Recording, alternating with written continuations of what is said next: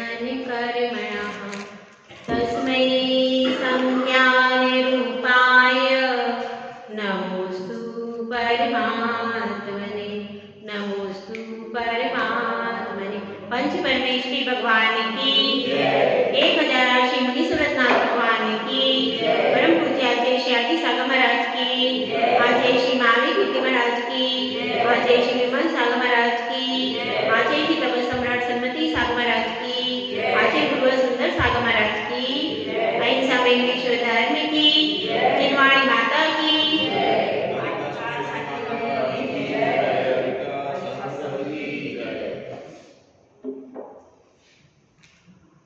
संसार को जिसने समझा है वह संसार में रहना नहीं चाहता है, और जिसने संसार को नहीं समझा है वह संसार में रहने की इच्छा करता है।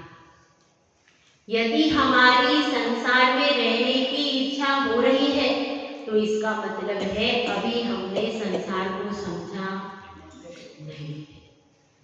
जो सम्यक दृष्टि जीव होता है वह संसार के स्वरूप को समझ जाता है और उस संसार में रहने की इच्छा नहीं करता।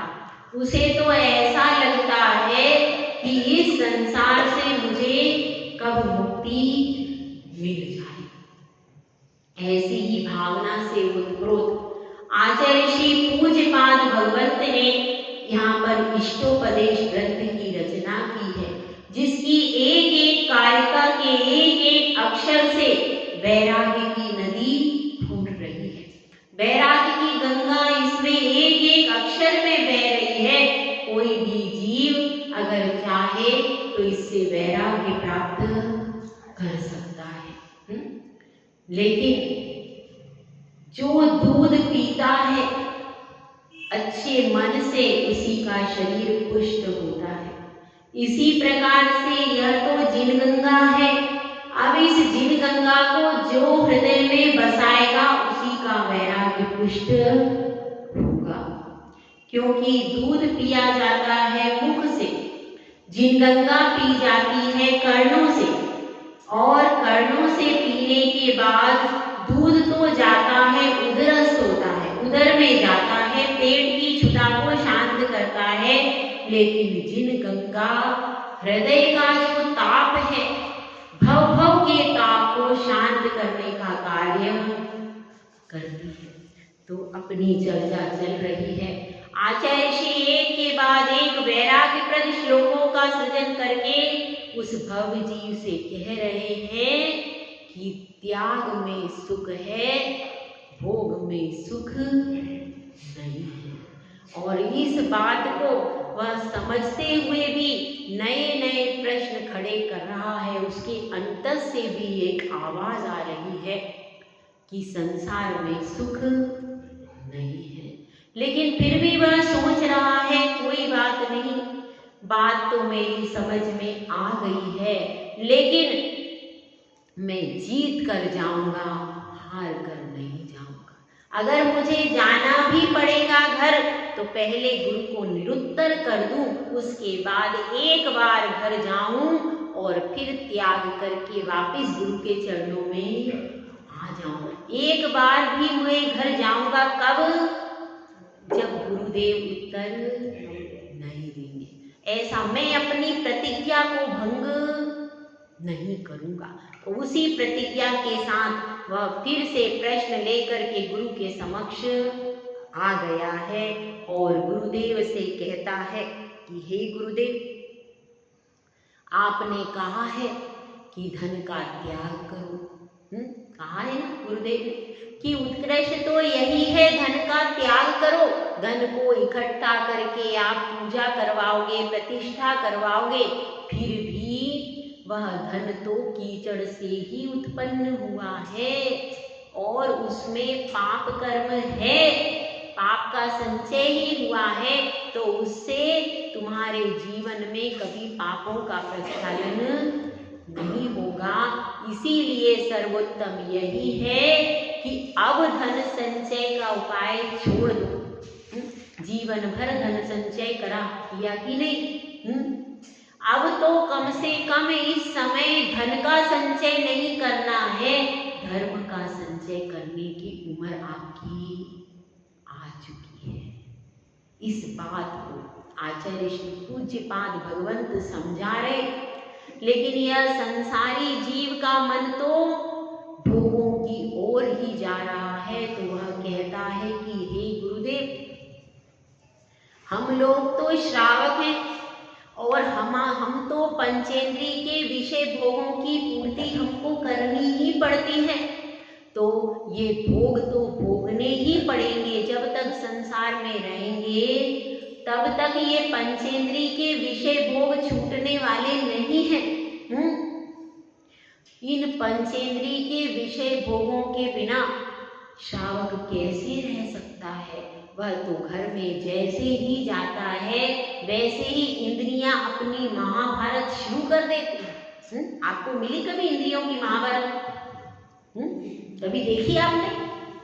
वो टीवी पर देखते थे महाभारत, वो नहीं, इंद्रियों की महाभारत कभी देखी आपने?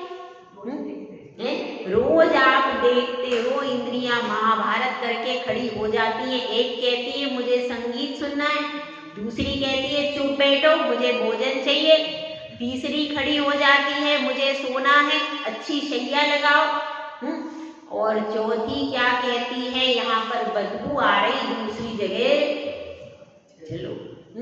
पांचों इंद्रियां महाभारत करके हर समय किसको परेशान करती हैं? किसको करती हैं? जीव को करती है, अपने को थोड़ी करती है। किसको करती हैं? जीव को करती है, दूसरे जीव को, अपने को, आपको भी प्रतिपल परेशान करती रहती हैं। यहाँ पर बैठे हैं तो पाँव में क्या है, थोड़ी देर बैठने के बाद क्या होगा, स्पर्शन इंद्री कहेगी अब मुझे पैर में दर्द हो रहा है, पैर को ऐसे मत मोड़ो, कहेगी कि नहीं? कहेगी। यहाँ पर मुझे सख्त लग रहा है, इस जगह से उठो, और कभी कंठ सूख जाएगा, कभी कोई परेशानी। पांचों इंद्रियां रोज महाभारत करती रहती है कि नहीं? करती रहती हैं। और आपने कितने साल से उनकी महाभारत को निराकरण नहीं किया? कितने साल हो गए? 60 साल से उनकी महाभारत को निपटा नहीं पाया। निपटाया क्या? नहीं, उनकी महाभारत को निपटाते निपटाते आप ही निपट जाते हो लेकिन महाभारत खत्म। अंत समय में भी इंद्रियां कुछ ना कुछ मांगती रहती है, वो कभी भी तृप्त हो नहीं पाती है। तो अब अपनी बात यही चल रही है। उसने कहा है कि पंचेंद्रिय के विषय भोगों के लिए यहाँ पर इंद्रियां इतनी तैयार हैं और आप कह रहे हो कि त्याग कर दो। जब धन का त्याग कर दूंगा तो इन विषय भोगों को कैसे भोगूंगा?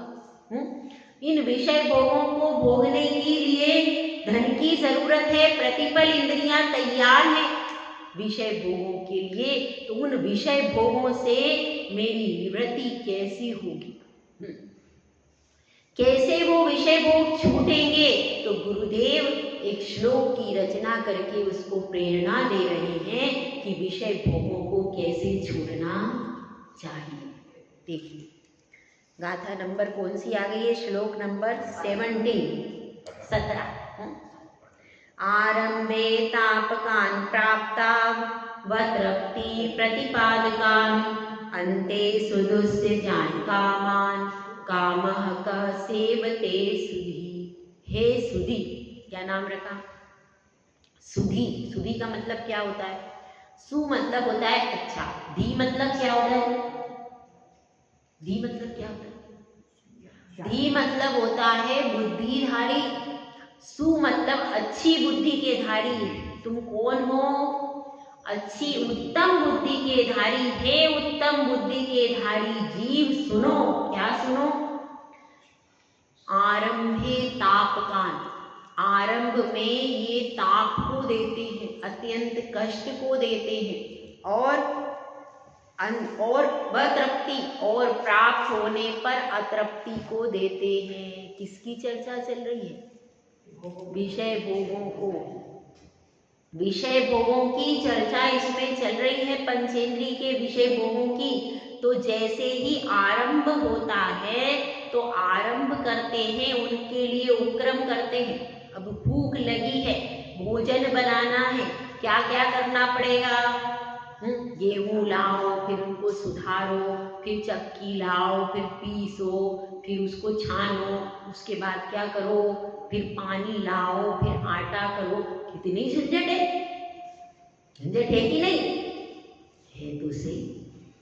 रोटी बनने में भी कितनी सारी प्रोसीजर होती है, तब जाकर के कहीं एक रोटी तैयार होती है। तो इसी तरह से हर चीज के लिए, संगीत सुनना है तो मोबाइल लाओ, फिर उसमें क्या करो, उसमें सिम डालो, और क्या क्या करना पड़ता है, सब कुछ करना पड़ता है। और अच्छी पिक्चर देखनी है तो टीवी देखो या पिक्चर हॉल में जाओ, पैसा भी खर्चा करो, आंखें भी दुखाओ, है ये सब करते हैं। तो कितना उसमें परेशानी है, हमें तो बहुत परेशानी लगती भाई, आप लोगों को तो नहीं लगती, लेकिन हमें तो बहुत दिक्कत लगती। इतना मेहनत, इतनी परिश्रम करो, तब जाकर के एक छोटी सी चीज हाथ में आती है। और मतलब आरंभ करने पर अगर उसको शुरुआत करना हो, विषय भोगों के लिए सामग्री जुटानी हो, तो स्टार्टिंग में कितनी दिक्कत है, बहुत परेशानी होती है स्टार्टिंग में, सारी चीजों को उपलब्ध कराना बहुत कठिन। उसके बाद क्या है, और फिर जब वे प्राप्त हो जाती हैं तो उससे अतृप्ति होती है। पेट तो भर जाता है पर मन नहीं भरता भैया, भरता है क्या? मन नहीं भरता है। पेट, अगर कोई अच्छी वस्तु बन जाए, अच्छी वस्तु बन जाए, आपने भरपेट खा लिया, लेकिन मन क्या कह रहा है? अगर पेट में जगह होती तो एक और खा लेते। अब अच्छा संगीत सुन रहे थे, सुनते रहे, इतने में कहीं किसी और चीज का टाइम हो गया, अरे थोड़ा और टाइम मिलता तो और संगीत सुन लेते। कभी इंद्रियां ये नहीं कहती कि ओके बस, कभी कहा किसी ने? पांचों आपके पास भी है, एक भी इंद्री ये नहीं कहती कि हाँ बस ठीक है अब नहीं चाहिए, किसी ने कहा? हर समय कहती और जाओ और लाओ और लाओ, अरे कितना लाओ है, हर समय मांगती रहती है और लाओ और लाओ और लाओ, और कितना भी लाके इसको रख दो, ये कभी कहती नहीं कि अब नहीं चाहिए। कहा क्या कभी? कहा आपसे? कहा नहीं कहा। हर समय वो तैयार बैठी होती है, काहे के लिए?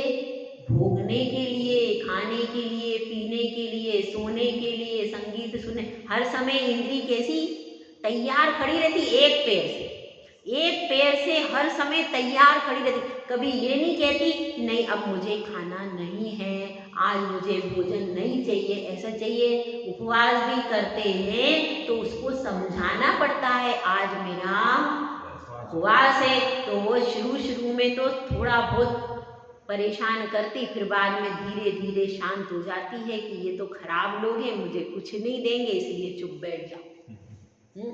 लेकिन उसकी तृप्ति थोड़ी होती है उपवास के दिन।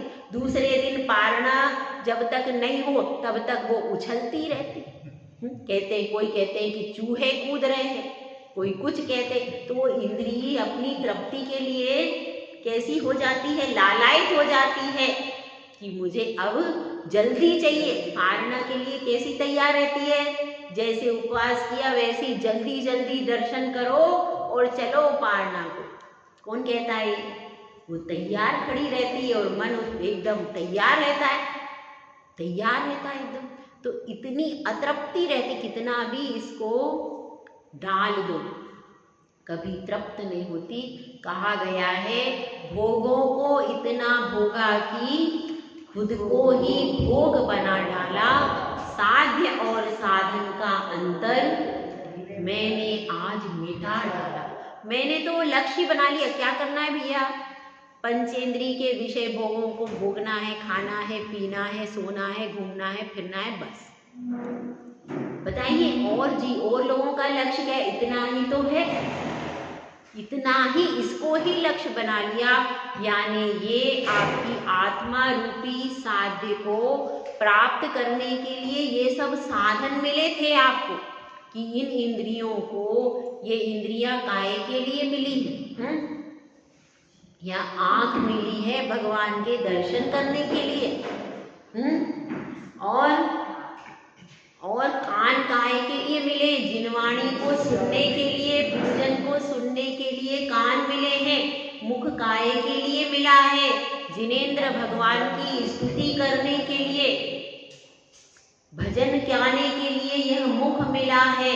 और हाथ काहे के लिए मिले हैं? पूजा करने के लिए, आहार दान देने के लिए और आरती करने के लिए। ये इसके लिए क्या मिले हैं? हाथ मिले। भगवान के कलश करने के लिए, इन सब चीजों के लिए क्या मिले हैं? हाथ मिले हैं। और पांव काहे के लिए मिले हैं? पांव मिले हैं कि आप तीर्थों की यात्रा करो, मंदिर पैदल आओ। मंदिर कैसे आते हैं? बड़ी गाड़ी निकालो और मंदिर में चलो, और सुबह सुबह जाओ मॉर्निंग की वॉक, मॉर्निंग वॉक पे सुबह जाओ और मंदिर में आओ बाय गाड़ी, बाय स्कूटर। ऐसे ही सिस्टम है। ठीक है, तो अब यह बात चल रही है कि वह कह रहा है, तो आचार्य परमेश्वरी ने उत्तर दिया है कि भाई ये भोग कब तक भोगोगे? कब तक भोगोगे बताओ? हाँ महेश जी, कब तक भोगोगे? कोई एंडिंग पॉइंट, एंडिंग पॉइंट कोई बता दो। कब तक इन भोगों को भोगते रहोगे? इसका कोई एंड नहीं है। ये इंद्रियां तो हर समय चिल्लाती रहेंगी, ये कभी चुप बैठने वाली नहीं है। हमको ही एंडिंग पॉइंट निर्धारित, हमको स्वयं एंडिंग पॉइंट निर्धारित करना पड़ेगा। जब तक हम एंडिंग पॉइंट निर्धारित नहीं करेंगे तब तक विषय भोगों की ये ज्वाला शांत होने वाली नहीं है। तो अब इसमें यही बता रहे हैं कि आरंभे तापकान प्राप्ता व तृप्ति प्रतिपादका, और अंत में भी क्या होता है? और इनको भोगते समय भी हम तृप्त नहीं होते। उसके बाद क्या है? अंते सुदुस्य जान। देखिए, अगर हमने अभी सुबह भोजन कर लिया, ठीक है, यदि हमारा शाम को एकासन नहीं तो शाम को दोबारा इच्छा होगी कि नहीं होगी? एकासन नहीं है आपका है तो क्या होगा? शाम को फिर से तैयार, फिर शाम को खा लिया, फिर सुबह जितनी खाली उतनी खाली, जितना भी रोटी खाली और फिर भी खाली। खाली रहती है कि नहीं? खाली रहती है। बताइए, 3 गड्ढे कभी नहीं भरते। क्या क्या बता रही हूँ? 3 गड्ढे कभी नहीं भरते। कौन से 3 गड्ढे बताइए? रसना का, रसना में तो गड्ढा होता ही नहीं है। कौन से गड्ढे बताइए? 3 गड्ढे। हाँ बता रही हैं आप, बता रही, पीछे से महिलाएं बताएं।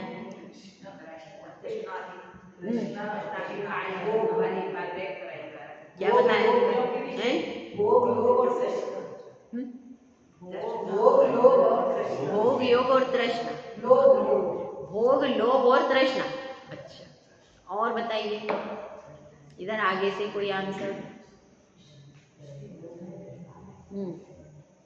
आगे से बताइए। मरे महेश जी बताएंगे 3 गड्ढे। 3 गड्ढे पूरे तीनों नहीं याद है।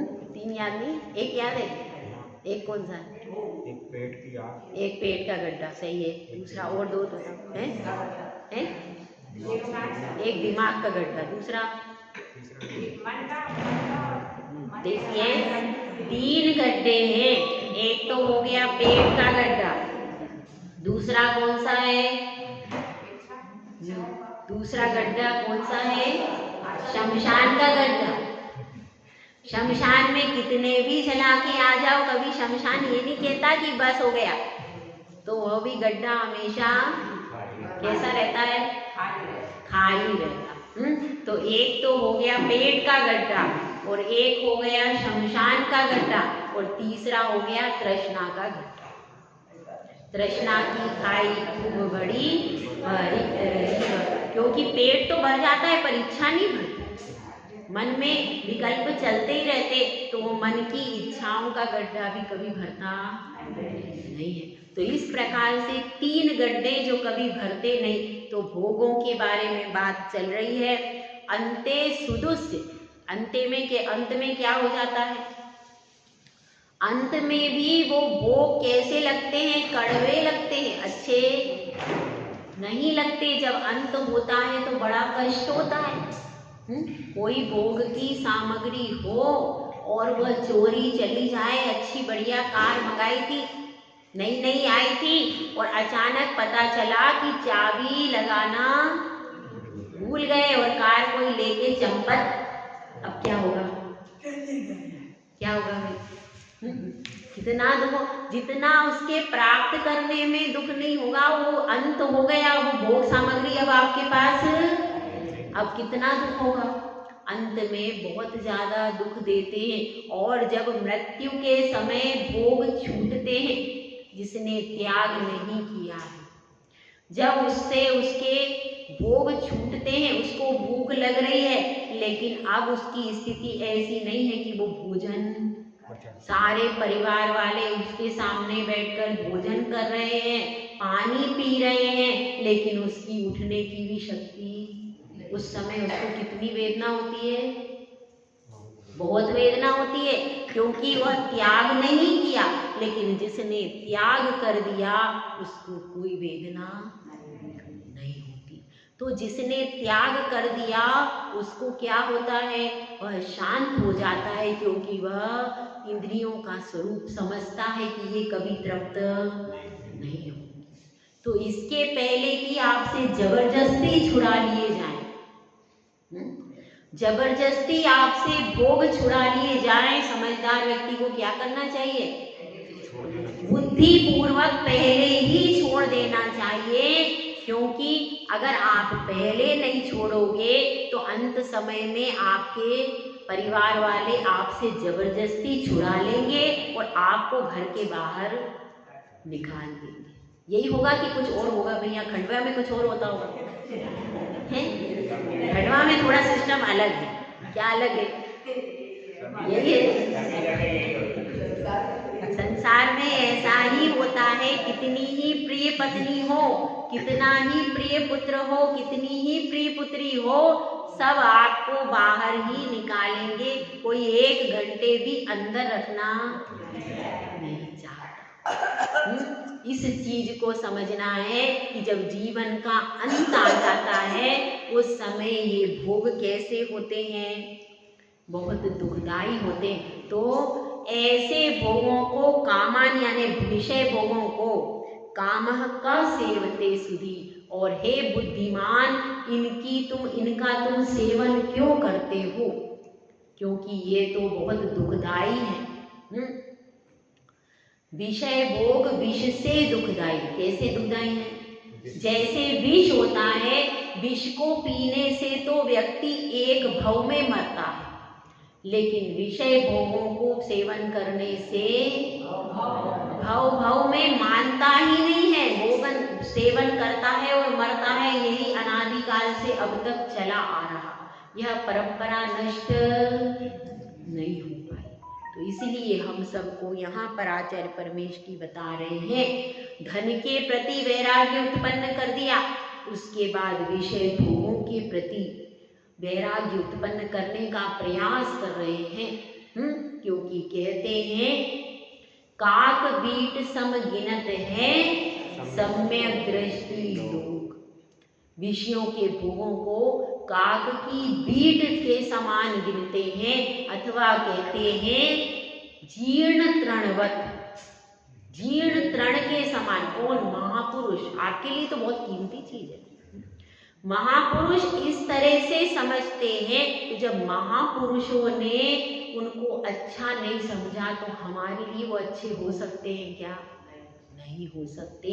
इसीलिए विषय भोग की तरफ से अपनी बुद्धि को हटा लेना चाहिए।